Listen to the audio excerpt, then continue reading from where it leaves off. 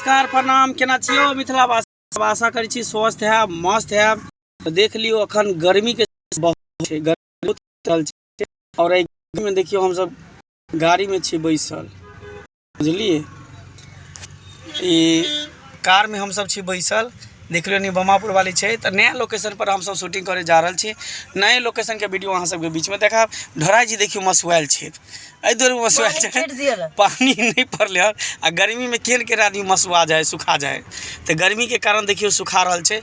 बाहर बहुत धूप छै, बहुत गर्मी छै, बहुत धूप छै आ धूप के कारण बहुत स्थिति माने खराब छै। तो देख लियो अखन हम सब गाड़ी में बैसल छी। चलो चलो पहले भोजन कर लिया। अब हम सब जा रहल छी होटल पर भोजन करे के लिए। मनुएल नहीं छी मोजाद में नहीं रही शूटिंग करे हां जबरदस्ती कोई के लोया। देख लियो अखन होटल पर चल रहल छी बस भोजन करले। बस सपोर्ट प्यार आशीर्वाद दियो। पेज के फॉलो नहीं कीजिए, पेज के फॉलो करो, वीडियो को लाइक करो, कमेंट करो, ज़्यादा से ज़्यादा शेयर करो।